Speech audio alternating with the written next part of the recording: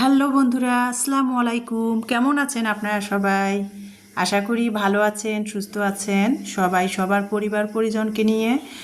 হোক আলহামদুলিল্লাহ, আমিও ভালো আছি আল্লাহর অশেষ রহমতে। প্রতিদিনের মতো নতুন দিনে নতুন আরেকটি ভিডিও নিয়ে হাজির হয়ে গেলাম আপনাদের মাঝে। আমার দৈনন্দিন জীবনের তো যে প্রতিদিনের সকালবেলা থেকেই তো শুরু করি আমার ভালো লাগাগুলো, আমার ডেলি লাইফের। তো এই যে সকালবেলা উঠে পড়েছি, আজকে রোজ শনিবার। তো সকালবেলা রোজ শনিবার, আগস্টের 2 তারিখ। সকালবেলায় উঠে পড়েছি রান্নাঘরে। আমি প্রতি শনিবারে তো চাপড়ি পিঠাই ইদানিং খাওয়া একটু হচ্ছে, তো রাতের বেলা চাল ভিজিয়ে রেখে দিয়েছিলাম, সেটা অফ ক্যামেরাতে ব্লেন্ডার করে নিয়েছি। আর সবাই তো সুন্দর সুন্দর চাপড়ি পিঠাও বানান, আমার আপুরা দেখি অনেক আপুরদের রেসিপিতে, সেগুলো আর শেয়ার করলাম না, আর ভিডিওটা অনেক লং হয়ে যায়। সেজন্য চাপটি পিঠা বানিয়ে সকালে কিন্তু ওই যে ফ্রিজে ভর্তা ছিল, ঝিঙের খোসা ভর্তা যে পরশুদিন বানিয়েছিলাম সেটা ছিল ফ্রিজে, সেটা বের করে চাপটি পিঠা খেয়ে নিলাম। খেয়ে দিয়ে তারপরে অফ ক্যামেরাতে কিন্তু আমি সংসারের অন্যান্য সব কাজ গুছিয়ে নিয়েছি। তারপরে এখানে বাড়িওয়ালা ভাইরা পেয়ারা দিয়ে গেল। এখন বাজে 10:30 আনুমানিক। সারিয়ান বাড়িওয়ালা ভাইদের বাসায় লক করে ওদের গাছের পেয়ারা পেকে গেছে, সেই পেয়ারাগুলো বাগান থেকে পেরে আমার 2 মেয়েকে খেতে দিয়েছে। তো সেগুলো আমার মেয়েরা দেখেই বলতেছিল পেয়ারা মাখা খাবে, তো পেয়ারা মাখাটা খাচ্ছিল। তো পেয়ারা মাখাটা কিভাবে বানালাম এর আগেও আমার শর্টসে শেয়ার করেছি পেয়ারা মাখা, তো সেটা খাচ্ছিল। আর এদিকে কিন্তু আমি ছাদের মধ্যে ভিজতেছিলাম। পেয়ারা মাখাটা খেতে খেতে বৃষ্টি এসে গেল। তো পেয়ারা মাখাটা কিন্তু বিট লবণ, সরিষার তেল, সরিষা পাউডার, তারপরে লবণ চিলি ফ্লেক্স দিয়ে পেয়ারা মাখাটা আমার মেয়ে বানালো। বানিয়ে তারপরে 3 মামে খাচ্ছিলাম। খেতে খেতে হঠাৎ করে 11:30 বেজে গেছে আনুমানিক, 11:30 12টা আনুমানিক বেজে গেছে, বৃষ্টি এসে গেল। তো বৃষ্টি তো আমাদের দিনাজপুরে এমনিতেও খুব কম হয় তুলনামূলক, আর অনেকে আপুর পরিবারে দেখতেছি শুনতেছি যে বৃষ্টির ভিডিও শেয়ার করতেছে, এত পরিমাণ সবখানে বৃষ্টি হচ্ছে। কিন্তু তুলনামূলক আমাদের দিনাজপুরে কিন্তু শ্রাবণ মাস, আমাদের দিনাজপুরে বৃষ্টি হয় না।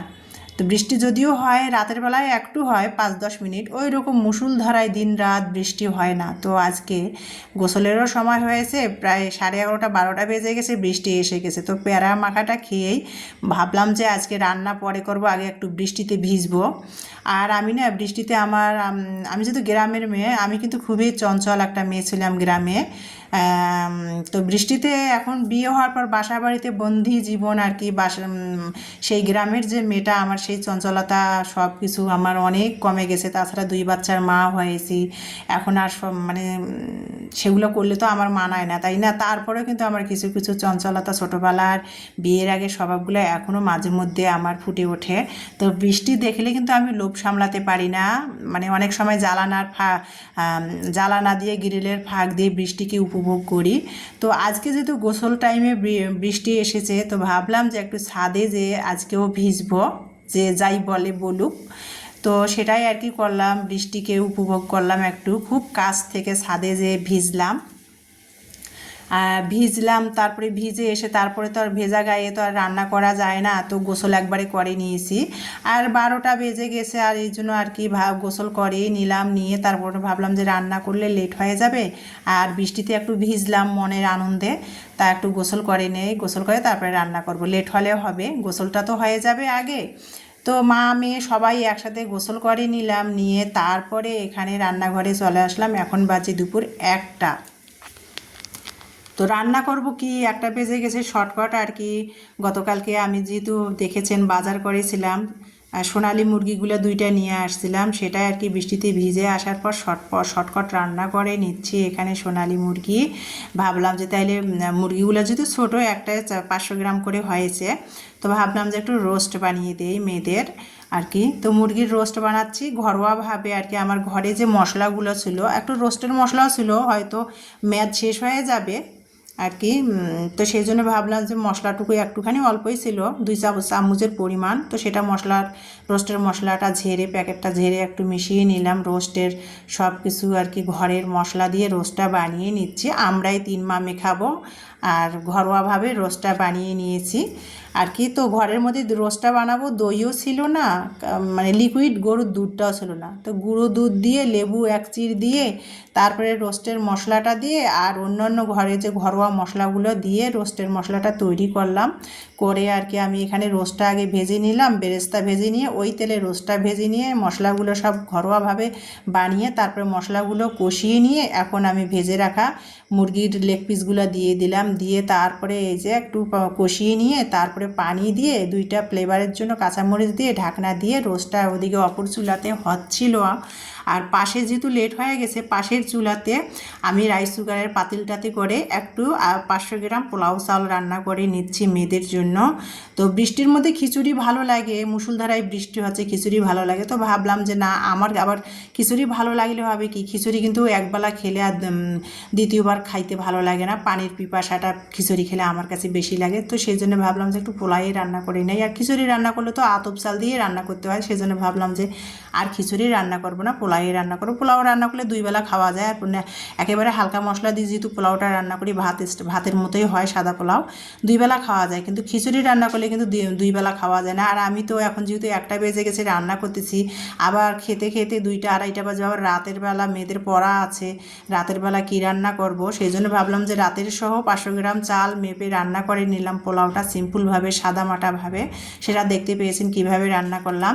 তারপরে একটু পেঁয়াজ রোস্টের জন্য যে পেঁয়াজ বেরেস্তা ভেজে তুলে রেখেছিলাম সেটা একটু পোলাইয়ের উপরেও একটু সৌন্দর্যের জন্য একটু দিলাম আর কি, দিয়ে তারপরে এই যে মুরগির রোস্ট, পটল ভাজা আর এই যে পোলাও, সাথে শসা লেবু কাঁচামরিচ নিয়েছি সালাদ খাওয়ার জন্য। আর পটলটা কিভাবে ভাজলাম সেটা তো দেখতেই পেয়েছেন, পটলটা আস্ত আস্ত ছেঁচাই নিয়ে চিকন চিকন চিকন চিকন করে কাটছি যাতে যেন পটলের ভেতর মশলাগুলো লবণ মরিচগুলো ঢুকে যায়। তো পটলটা ভাজি করার জন্য 1 চিমটি টেস্টিং সল্ট দিয়েছি, মরিচের গুঁড়া, হলুদের গুঁড়া, জিরা ধনিয়ার গুঁড়া, লবণ দিয়ে ভালো করে পটলটা আমি ছিলে নিয়ে ধুয়ে মেখে নিলাম, নিয়ে তেল গরম করে পটলটাও ভেজে নিলাম। সরিষার তেল দিয়ে ভাজছি, তো দেখেন সরিষার তেল দিয়ে পটল ভাজছি, পটলটা ফেনা ফেনা হয়েছে। আর অরিজিনাল সরিষার তেল কিন্তু চেনার উপায় একটাই, অরিজিনাল যে সরিষার তেলটা সেটা কিন্তু রান্না করলে দেখা যায় যে ফেনা ওঠে, সেটাই হলো অরিজিনাল সরিষার তেল। এই যে আর আমি পরিচিত এক দোকান থেকে সবসময় সরিষার তেলটা কিনি, তো আর কি আমাকে কোনো ভেজাল দেয় না বা ঠগায় না, একবারে রান্না করতে গেলে না তেল দিয়ে সরিষার তেল দিয়ে ফেনা আসে, সেটা হলো অরিজিনাল সরিষার তেল। এই যে পটল ভাজিটা করছি না সেটাই দেখেন তেলটার সরিষার তেল দিয়ে যে পটল ভাজছি, পটল ভাজিটা এখনও ফেনা ফেনা হয়ে আছে তেলের। তো যাই হোক, পটল ভাজি রোস্ট সিম্পলভাবে আর কি সাদা পোলাও রোস্ট বানিয়ে নিয়েছি ঘরোয়াভাবে আর কি। আমরা 3 মা মেয়ে খাবো, অত কোনো কিছু ফর্মালিটি পালন করি না, নিয়ম পালন করে নেই, রোস্ট হলেই হয়েছে। তারপরেও অনেক মজা হয়েছিল রোস্টটা, মানে দইও ছিল না, দুধও ছিল না, গুঁড়ো দুধ দিয়েছিলাম আর 1 চির লেবুর রস দিয়েছিলাম, তারপরে অনেকটা মজা হয়েছিল। তো রোস্ট পোলাও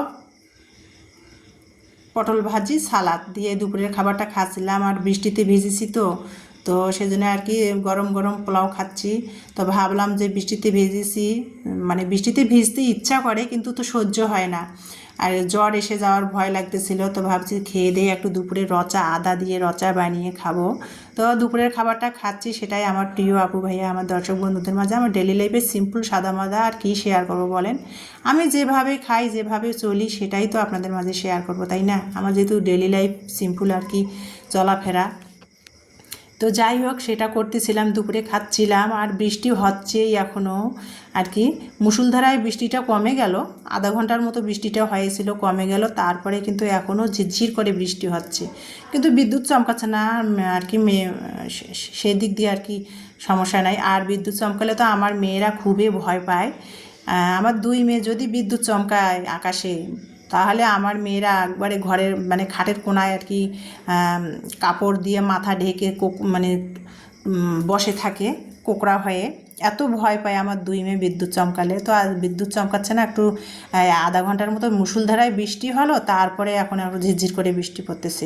তো যাই হোক দুপুরবেলা কিন্তু এই যে সিম্পলভাবে আর কি রোস্ট পোলাও ঘরোয়াভাবে রান্না করলাম, সেটা খেয়ে নিয়ে এখন বাজে সন্ধ্যা হয়ে গেছে, আজকে শুধু শনিবার আর কি, তো সন্ধ্যা হয়ে গেছে, তো ভাবলাম যে অফ ক্যামেরাতে একটু চাও খেয়ে নিয়েছি। তো সন্ধ্যা হয়ে গেছে, ভাবলাম যে ফ্রিজের মধ্যে আম ছিল, আর এই আমগুলো না পাকলে মানে টক টক লাগতেছিল, আধ পাকা হয়েছে এটাই আর কি, ঝাল মরিচ করে খেতে ভালো লাগতেছিল। তো তা আমটা কেটে নিল ইলমা। ইলমা বলছে আমি তোমাদের হাতের আম খাবো না, আমি আমি আমার মতো করে আম কেটে নিব। তা হোক, ও আম দুইটা ফ্রিজ থেকে বের করে কেটে নিচ্ছিল, সেটাই আমি আপনাদের মাঝে ক্যামেরাবন্দি করে শেয়ার করতেছিলাম। আমার ইলমাটা দেখেন অনেক বড় হয়ে গেছে, এখন ভালোই কাজ পারে। মেয়েরা আর কি মায়ের দেখে দেখেই তো শেখে, তাই না? একজন মা যেভাবে চলবে, বিশেষ করে সন্তানরা সেরকম শেখে। বিশেষ করে মেয়েরা কিন্তু মায়ের মতোই সেরকম দেখে দেখে শেখে। তো এই যে ইলমাটা আমি আমার দেখে দেখে অনেক কিছু এখন করতে পারে। এই যে আম মাখাই নিল এখানে, ও একাই আমগুলা কেটেছে, চিলি ফ্লেক্স, চিনি, বিট লবণ, সরিষার তেল, সরিষা পাউডার দিয়ে এখানে আমগুলা মেখে নিচ্ছিল। নিয়ে তারপরে এই যে আটিগুলো রেখে দিল, বলছে আম্মু আমের আটিগুলো আমি চেটে চেটে খাবো। তো খাইও, অসুবিধা নাই। আর এই আটিগুলো তো আবার শ্বাস নাই, শ্বাস হলে তো খেতে পারতো না, তাদের ভিতরে শ্বাসগুলো আমের ঢোকে। তো এই যে আটিগুলো প্লেটে দিল, দিয়ে এখন রান্না করে খাচ্ছিলাম, লবণ দেখলাম, খুবই মজা হয়েছে। খুব সুন্দর করে ইলমা আমটা মাখিয়েছে। এখন এই যে সন্ধ্যাবেলা আম মাখা খেতে খেতে আপনাদের মাঝ থেকে বিদায় নিব। প্লিজ বন্ধুরা ধৈর্য সহকারে ভিডিওটা দেখবেন। একটা ভিডিও আপনারা যেমন বানান যতখানি কষ্ট লাগে, সেই রকম সবাই একটা ভিডিও বানাইতে অনেক কষ্ট লাগে। তো প্লিজ ভিডিওটা দেখবেন, ভিডিওটা ভালো লাগলে আমার পাশে থাকবেন, লাইক কমেন্ট শেয়ার করে দিবেন। ভিডিওটা দেখার জন্য সবাইকে অনেক অসংখ্য অসংখ্য অসংখ্য ধন্যবাদ। আমার নেক্সট ভিডিও দেখার সবাইকে আমন্ত্রণ জানাচ্ছি। ততক্ষণ সবাই ভালো থাকবেন, সুস্থ থাকবেন, নিরাপদে থাকবেন, আমার জন্য দোয়া করবেন, আমিও আপনাদের জন্য দোয়া করি। আল্লাহ হাফেজ।